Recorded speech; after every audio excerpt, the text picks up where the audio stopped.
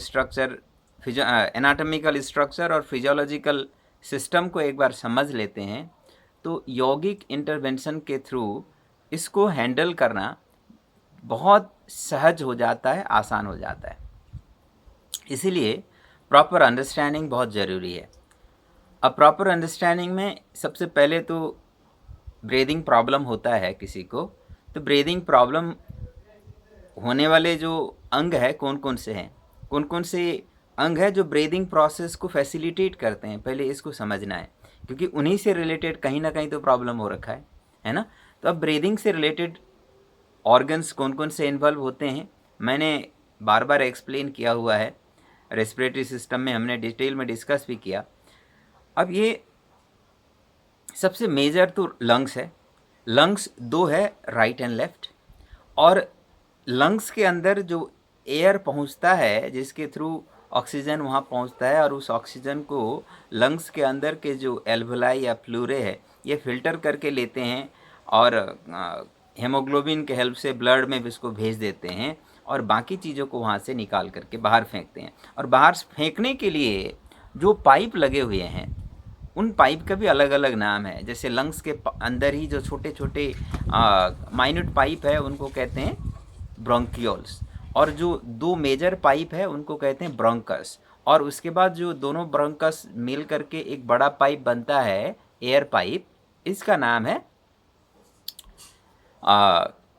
Trachea. और trachea के ऊपर एक फिल्टर लगा पड़ा है, यह है लैरिंग्स। और फिर लैरिंग्स के ऊपर जब जाएंगे तो ये बड़ा पाइप है, उसमें कॉमन पाइप हो गया ऊपर, और ऊपर जाएंगे तो ये जो म्यूकस प्रोड्यूसिंग लेयर है नॉस्ट्रिल के बिल्कुल टॉप में, उसको कहते हैं साइनस रीजन, जहाँ म्यूकस मेजर प्रोडक्शन मैकेनिज्म है। और जब हम ब्रीदिंग करते हैं तो नॉस्ट्रिल से एयर सबसे पहले वहीं जा कर के टच करता है, और उसके बाद वो एयर थोड़ा सा मॉइस्चर होकर के मॉइस्ट होगा और फिर उसके बाद नीचे जाता है। तो ये पूरा का सिस्टम है ना। अब इस सिस्टम में कहीं प्रॉब्लम होगा तभी ब्रीदिंग प्रॉब्लम है। अब कॉमन प्रॉब्लम क्या होते हैं, एक होता है ब्रोंकाइटिस बोलते हैं और दूसरा अस्थमा बोलते हैं। In fact problem inter related interconnected ही है, ब्रोंकाइटिक अस्थमा, इसीलिए ब्रोंकाइटिक अस्थमा बोलते हैं एक, है ना। अब ये दूसरा एलर्जिक अस्थमा या ब्रोंकाइटिक अस्थमा बहुत कॉमन अस्थमा है। अब इसके कुछ ब्रांचेज ऐसे बना लिए, जैसे ऑक्यूपेशनल अस्थमा, और इस तरीके से जो किस वजह से ट्रिगर हुआ है उसके साथ लिंक करके भी इसको स्टडी करते हैं। लेकिन हम जब हॉलिस्टिक अप्रोच से देखते हैं तो इसके बहुत ज़्यादा ब्रेक डाउन करने की ज़रूरत ही नहीं पड़ेगी। अब हमें ये समझ में आ गया कि ये पूरा सिस्टम है, नॉस्ट्रिल से लेकर के लंग्स तक, उस सिस्टम में कहीं ना कहीं डिफॉर्मिटीज़ है, कहीं ना कहीं प्रॉब्लम है। और वो मेजर प्रॉब्लम क्या होता है, जो एयर पाइप है इसके अंदर मैंने एक्सप्लेन भी किया है, एयर पाइप के अंदर जो इनर वॉल बना हुआ है वो म्यूकस प्रोड्यूसिंग मेम्ब्रेन का है ना, म्यूकस प्रोड्यूसिंग लेयर है। और जब हम जो एयर ग्रहण कर रहे हैं उसका क्वालिटी ख़राब होता है, या एयर में डस्ट पार्टिकल ज़्यादा होते हैं, या एयर में पोलन ज़्यादा रहता है। पोलन क्या होता है, जैसे जो फ्लावर वगैरह के वो जो पार्टिकल्स उड़ रहे होते हैं हवा में, और ये सारी चीज़ें अगर ज़्यादा होते हैं तो अगर बाई चांस इंसान माउथ से ब्रीदिंग करता है तो डायरेक्ट चला जाएगा, वो फिल्टर होने का कोई सिस्टम नहीं। लेकिन नॉस्ट्रिल से भी ब्रीदिंग कर रहे हैं तो भी नॉस्ट्रिल में सबसे पहले तो नॉस्ट्रिल के अंदर आगे वाले पार्ट में बाल लगे हुए हैं, वो फिल्टर कर देते हैं, कई चीज़ों को, सॉलिड चीज़ों को वहीं स्टॉप कर देते हैं, पकड़ लेते हैं, होल्ड कर लेते हैं। और उसके बाद पेनिट्रेट करके बाई चांस अंदर चला गया तो म्यूकस मेम्ब्रेन वहाँ जो एयर के ड्राइनेस को कम करने के लिए है, और साथ में उसका दूसरा काम है एयर के अंदर जो भी डस्ट पार्टिकल है, पोलन्स वगैरह, उसको पकड़ लेना है। ये दो मेजर काम है इसके, और वहाँ से पकड़ करके फिर उसके बाद जाता है। लेकिन कभी कभी कुछ प्रॉब्लम्स आ जाते हैं, उसका भी साइनसाइटिस रीजन भी एबनॉर्मल काम करके एग्जर्शन आ करके कभी कभी वो थोड़ा सूज भी जाता है, सही तरीके से काम नहीं कर रहा होता है। ऐसे कंडीशन में भी ये डस्ट पार्टिकल, पोलन वगैरह ऐसे केमिकल पार्टिकल ये अंदर एंटर कर लेते हैं। जब अंदर एंटर करते हैं तो फिर एयर पाइप के अंदर भी ऐसा सिस्टम बना हुआ है कि अंदर अगर कोई भी फालतू चीज़ चला जाए जो लंग्स के लिए नुकसानदायक हो सकता है, उन चीज़ों को पकड़ने का ऐसा सिस्टम बना हुआ है और वो कंटिन्यूसली म्यूकस प्रोड्यूस करते रहते हैं चीज़ों को पकड़ने के लिए। और जैसे इसमें क्वांटिटी ये म्यूकस जब चीज़ों को पकड़ने के लिए बनता है और ये क्वांटिटी ज़्यादा होता है तो हमें खांसी आती है, कफ आता है और वो निकलता है। और अगर किसी को ज़्यादा कफ निकल रहा है तो हमें ये समझना चाहिए कि इंसान थोड़ा ज़्यादा पोल्यूटेड एनवायरनमेंट में रह रहा है या जो भी चीज़ें अंदर जा रहे हैं ऐसे चीज़ें हैं जो शरीर को लंग्स को नुकसान कर सकते हैं और उसको रोकने के लिए लंग्स ज़्यादा कोशिश कर रहा है ना, तभी कफ ज़्यादा बनता है। और कभी कभी ठंड के टाइम में कंट्रैक्शन ज़्यादा होता है तो उसमें भी फिर रिएक्टिव हो जाता है ये सिस्टम और ऐसे में भी कफ ज़्यादा बनता है। और जब ये फ्रिक्वेंटली होने लगे तो फिर क्या होगा? फ्रिक्वेंटली जब होने लगता है तो ये जो इनर वॉल है, मेम्ब्रेन है, इसका रिपेयरिंग करने का भी एक सिस्टम है। लगभग 1 महीने से लेकर 1.5 महीने के आसपास में ये रिप्लेस होता है या कभी कभी कुछ केसेस में 2 महीने का टाइम भी ले लीजिए। अब 1 से 2 महीने का टाइम इसको रिप्लेस होने में, रिपेयर होने में लगता है। और अगर डस्ट पार्टिकल या केमिकल पार्टिकल बहुत ज़्यादा चले गए तो उसको ज़्यादा प्रोड्यूस करता रहना पड़ेगा म्यूकस और उसको अपने आप को सेल्फ हील और रिपेयर करने का, रेस्ट करने का टाइम नहीं मिलता है। ऐसे में फिर वो एक्जर्शन के कारण से स्वेलिंग हो जाता है कभी कभी। और वो जो कफ बना हुआ है उसको निकालने के लिए खांसना पड़ता है तो जोर पड़ता है, प्रेशर पड़ता है और इससे उसका जो सेल्फ रिपेयरिंग और सेल्फ हीलिंग न हो पाने के कारण से कभी कभी ब्लीडिंग आ जाता है। अब जब ऐसा हो जाता है, जब डिस्कम्फर्ट का सिचुएशन आ जाता है तो यहाँ फिर स्वेलिंग आता है। स्वेलिंग के टाइम में ब्रीदिंग करना अपने आप में मुश्किल हो जाता है। ऐसे कंडीशन को हम ब्रोंकाइटिस कहते हैं। जब ऐसा होता है तो जब ब्रीदिंग प्रोसेस में क्या होता है, लंग्स कंट्रैक्ट होकर के पूरी तरह से एयर बाहर निकलता है, तभी लंग्स के अंदर एयर लेने के लिए स्पेस क्रिएट होता है। अब वहाँ अंदर स्वेलिंग हो रखा है तो कंट्रैक्शन हो ही नहीं रहा है, कंट्रैक्शन हो ही नहीं पाएगा, दर्द हो रहा होता है तो उस वजह से कंट्रैक्शन नहीं होता। जब कंट्रैक्शन नहीं हो रहा है तो एयर बाहर गया ही नहीं है।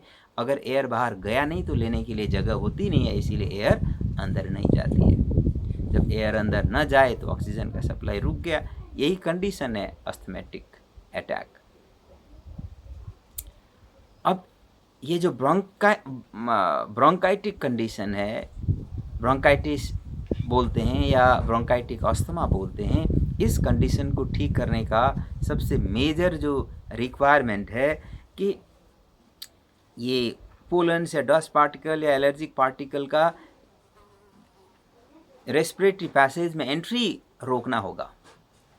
अब इसके लिए हमें थोड़ा सा प्रिकॉशनरी मेजर फॉलो करना होता है और उसके साथ साथ इसके हीलिंग प्रोसेस को बढ़ाने के लिए, एयर पैसेज को थोड़ा सा रिलैक्स कराने के लिए हमें गर्म नेचर की चीज़ें खाना होता है।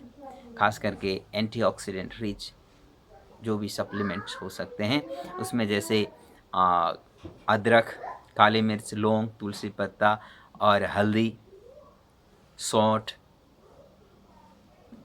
इन चीज़ों का प्रयोग रूटीन में करना होता है। ऐसे लोगों को ठंडा पानी बिल्कुल भी पीना नहीं होता, उनको गर्म पानी पीना है। गर्म पानी पिएंगे और साथ में ये जो एंटीऑक्सीडेंट चीज़ें जैसे हल्दी दूध के साथ मिला करके खा सकते हैं, पी सकते हैं। और जो मसाले हैं अदरक, काली मिर्च, लौंग, तुलसी पत्ता, इसको कूट करके उबाल लें और फिर उसके बाद जब ग्लास में डालते हैं तो थोड़ा सा शहद और नींबू डाल करके ले लें। इससे फिर इम्यून सिस्टम थोड़ा और अच्छी तरह से काम करेगा, एंटीऑक्सीडेंट प्रॉपरली काम कर पाएंगे और फिर जो अंदर गर्माइश मिलता है तो गर्मी से एक्सपांसन इफेक्ट आता है, एयर पैसेज थोड़ा सा खुलता है, ब्रीदिंग के लिए थोड़ा सा सहजता हो जाती है। एक तो ये हो सकता है, ये करना होता है। ठंडे चीज़ें स्ट्रिक्टली अवॉइड करना है। कोई भी ठंडी चीज़ें अगर लेते हैं तो ठंडक से कंट्रैक्शन आता है, अगर कंट्रैक्शन आता है तो फिर वहाँ लंग्स ऑलरेडी ऐसे अकड़ जाते हैं, लंग्स के अंदर के जो भी रेस्पिरेटरी सिस्टम के इन्वॉल्व होने वाले जितने भी पार्ट है, अगर वहाँ कंट्रैक्शन आ जाता है तो वो खुलते नहीं हैं, तो फिर ब्रीदिंग के लिए स्पेस बनेगा ही नहीं। इसीलिए ठंडे आइटम अवॉइड करना है, खास करके ऑलरेडी जिसको प्रॉब्लम है उनको स्ट्रिक्टली अवॉइड करना है। और उसके साथ हमें यौगिक आसन्स का अभ्यास करनी होती हैं, कुछ प्राणायाम का अभ्यास करनी है, कुछ डिटॉक्स टेक्निक का अभ्यास करनी है। तो ये पहले तो ऊपर वाले पाइप का कंडीशन मैंने आपको समझाया। अब दूसरा जो नीचे लंग्स वाले कंडीशन में भी प्रॉब्लम आता है कई बार। लंग्स के अंदर क्या प्रॉब्लम आता है? लंग्स के अंदर ऐसा प्रॉब्लम आता है कि लोग प्रॉपर ब्रीदिंग करते नहीं हैं। एक हेल्दी इंसान 1 मिनट में लगभग 15 से 17 बार या 18 बार ब्रीदिंग करता है। इसको हेल्दी माना जाता है। अगर कोई इंसान इससे बहुत ज़्यादा करता होगा, मान लीजिए 20+ ब्रीदिंग करता होगा, तो उसका लंग्स ऐसे फट फट फट फट फट मूव कर रहा है, और ये पूरा नहीं चल रहा है। ये लंग्स पूरा चलना होता है, पूरा नहीं चल रहा है, ऐसे ऊपर ऊपर ही चल रहा है। अब मान लीजिए जो बाकी पैसिव एरिया है, उन एरिया में कोई एक्टिविटीज़ नहीं है, तो उस पैसिव एरिया में ब्लड के अंदर तो कई सारे चीज़ें, पार्टिकल होते हैं, आरबीसी डब्ल्यूबीसी के अलावा उसके अंदर डाइजेस्टिव वेस्टेज है, मेटाबॉलिक वेस्टेज है, और न्यूट्रिएंट्स हैं, ये सारी चीज़ें होते हैं। और वहाँ पैसिव जगह मिल गया तो वहाँ ठहर जाता है। इसी तरह से एयर के थ्रू भी कई सारे पार्टिकल ऊपर से रोकने की कोशिश करते करते भी कभी कभी थोड़ा बहुत पोलन पार्टिकल्स वगैरह ये पहुँच जाते हैं। तो ऐसे चीज़ें जा कर के अगर वहाँ ठहर गए पैसिव जगह में, क्योंकि पैसिव जब होता है तो वहाँ ठहराव शुरू हो जाता है, और जब ऐसा होता है तो ये पार्टिकल अगर वहाँ रुक गए तो लंग्स का जो स्पंजी नेचर है वो ख़त्म हो जाता है। जब स्पंजी नेचर ख़त्म होगा तो ब्रीथ आउट करने के लिए जब कंट्रैक्शन करने की बारी आए तो वहाँ ऑलरेडी हार्डनेस आ चुका होता है, वो कंट्रैक्ट होगा नहीं। जब कंट्रैक्ट नहीं होगा तो ब्रीथ आउट नहीं होगा, ब्रीथ आउट अगर नहीं हुआ तो ब्रीथ इन होएगा नहीं। तो ऐसा कंडीशन फॉर्म हो जाता है। अब आपको समझ में आ गया कि लंग्स में सबसे मेजर प्रॉब्लम का रूट कॉज क्या है? लंग्स का प्रॉपर यूटिलाइजेशन ना होना। अगर प्रॉपर यूटिलाइज होता तो नेचर ने इतना स्ट्रॉन्ग सिस्टम और सोफिस्टिकेटेड सिस्टम दिया है कि ये कहते हैं कि 400 साल तक ये मशीन अगर आइडियल कंडीशन में रखें तो ये ख़राब नहीं होना चाहिए। इस तरह का एक तरह से एस्टिमेशन है, और ये हम 100 साल भी चला नहीं पा रहे होते हैं। क्यों? क्योंकि we are not utilising it properly. Once we start breathing properly, utilizing the whole capacity of the lungs, this condition will never arise because it has a nature to heal itself, maintain itself, optimize itself. ये तो use it और lose it principal का application हुआ, जो system के अंदर wastage का deposition के कारण से वर्किंग एफिशिएंसी को डैमेज कर दिया है, तब ऐसा प्रॉब्लम होता है, ब्रीदिंग प्रॉब्लम, जो अस्थमा या ब्रोंकाइटिस जैसे। अब आपने कंडीशन समझने के बाद अब ट्रीटमेंट करना होगा, तो जो पैसिव एरिया है उसको प्रॉपरली एक्टिवेट करना है। प्रिकॉशनरी मेजर के रूप में माउथ ब्रीदिंग कभी नहीं करना, हमेशा नॉस्ट्रल ब्रीदिंग करना, पोल्यूशन वाले जगह में अगर होते हैं तो मास्क यूज करना, ये सारी चीज़ें अपने जगह इम्पॉर्टेंट होते हैं। उसके साथ साथ अब हमें डीप ब्रीदिंग का अभ्यास कम से कम रोज़ 15-20 मिनट तो कर लें। इससे फिर ये लंग्स पूरी तरह से एक्टिवेट होगा, लंग्स के अंदर पैसिव एरिया नहीं बचेगा जहाँ डस्ट पार्टिकल वगैरह या पोलेंस वगैरह ठहर नहीं पाएंगे। ब्लड के अंदर के जो भी प्रॉपर्टीज़ हैं, पार्टिकल्स हैं, वो ठहर नहीं जाएंगे, जिससे लंग्स का स्पंजीनेस मेंटेन होगा। पहली बात। दूसरी बात, योग में षट क्रिया के कुछ टेक्निक्स है, जिसमें धौती क्रिया सबसे पावरफुल डिटॉक्स टेक्निक है। इसके अंदर मुख्य रूप से तो 12 टेक्निक है, और लेकिन उसमें भी अलग अलग वेराइटीज़ है। जैसे नेति कई तरह से किया जाता है, जल नेति, सूत्र नेति, घृत नेति, दुग्ध नेति, इस तरीके से, है ना। इसी तरीके से धोती के मैंने कई सारे प्रकार बताए, और इसी तरह से मैं षट क्रिया बता रहा था। हाँ, ये धोती 12 हो गए, और नेति के ये टेक्निक हो गए। ये सारा ओवरऑल क्रिया लगभग सारे मिलाएंगे तो लगभग 20 प्रकार के अलग अलग जो डिटॉक्स प्रैक्टिस किए जाते हैं योग में, और इन चीज़ों का एप्लीकेशन बहुत हेल्पफुल होता है। उसमें भी मुख्य रूप से जैसे मैंने कहा, धोती में कुंजल, जिसको जल धोती कहा जाता है, जिसको खाली पेट साफ होने के बाद, मतलब सुबह पेट साफ होने के बाद, मोशन क्लियर होने के बाद लगभग 2 से 4 लीटर पानी तैयार करके रखते हैं। उसमें थोड़ा सा नमक डाला जा सकता है, थोड़ा सा नींबू डाला जा सकता है, और काग आसन में बैठ करके, अगर कोई काग आसन में नहीं बैठ सकता है तो लो हाइट वाले चेयर या बेंच में बैठ करके पानी फटाफट पी लें, जितना हो सके ज़्यादा पी लें, जैसे गले तक पानी आ गया हो, इतना फील हो जाए उस तरीके से पानी पी लें। और खड़े होकर के झुक करके एक हाथ से पेट को दबाएं, दूसरे हाथ के 3 उंगली मुंह के अंदर डाल करके जीभ के बिल्कुल अंदर वाले भाग को हल्का सा दबाते हुए मूवमेंट कराएंगे तो वो पानी पूरी तरह से बाहर निकलता है। जब वो पानी निकलता है तो एक तो स्टमक को क्लीन करता हुआ निकलता है, स्टमक के रीजन के म्यूकस वगैरह जो भी एसिड्स वगैरह सारे निकल जाते हैं, लेकिन उसके साथ साथ जो लंग्स रीजन पर वाइब्रेशन क्रिएट होता है, उस वाइब्रेशन से लंग्स के अंदर जो भी सेटल जो मेटाबॉलिक वेस्टेज, सेलुलर वेस्टेज या डस्ट पार्टिकल या कोई भी चीज़ अगर हो तो सारे हिल जाते हैं और मूवमेंट में आ जाते हैं, एक्शन में आ जाते हैं, और फिर उसके बाद लंग्स को चलाना आसान हो जाता है। क्योंकि वो गर्म पानी के साथ किया होता है तो गर्म के कारण से भी एक्सपांसन इफेक्ट थोड़ा बहुत आया होता है, और ऐसे में वाइब्रेशन से पूरा साफ हो जाता है।